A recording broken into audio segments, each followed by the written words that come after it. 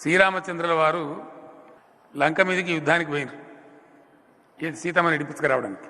యుద్ధం అయిపోయింది, ధర్మం గెలిచింది కాబట్టి సీతమ్మ వారిని తీసుకొని తిరిగి వస్తున్నారు. యుద్ధం జరిగేటప్పుడు అప్పుడు ధర్మయుద్ధం గంట మోగితే ప్రారంభం చేయాలి, గంట మోగితే మళ్ళీ బంద్ చేయాలి. రోజు సాయంత్రం బంద్ చేసేవాళ్ళు. సమీక్ష చేసుకునేది ఎట్లా ఉన్నారు ఏమైందని.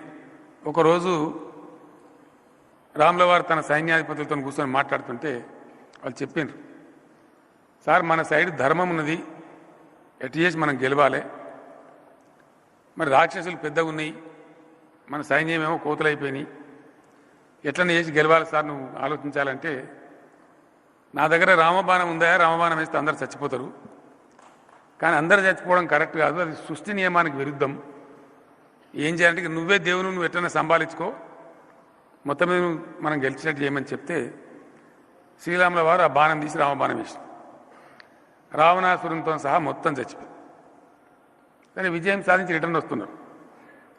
కొద్ది దూరం వచ్చేటప్పటికి మధ్యలో ఎవరైతే సగం ఆయుష్తో చచ్చిపోయినటువంటి అర్ధ ఆయుష్తో చచ్చిపోయినటువంటి రాక్షసులు ఉన్నారో వాళ్ళందరూ ఎదురు తిరిగిండ్రు. అయ్యా శ్రీరామచంద్రమూర్తి, మరి నువ్వు రామబాణం వేస్తేవి, దాన్ని గౌరవించి మేమంతా చచ్చిపోతుంది, మరి మా సగం ఆయుష్ సంగతి ఏంది?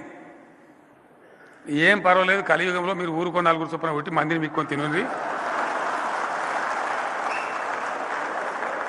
ఇక వీళ్ళంతా గా బాబత్ గాలు తెలియక మనుషులను మనం అనుకుంటున్నాం.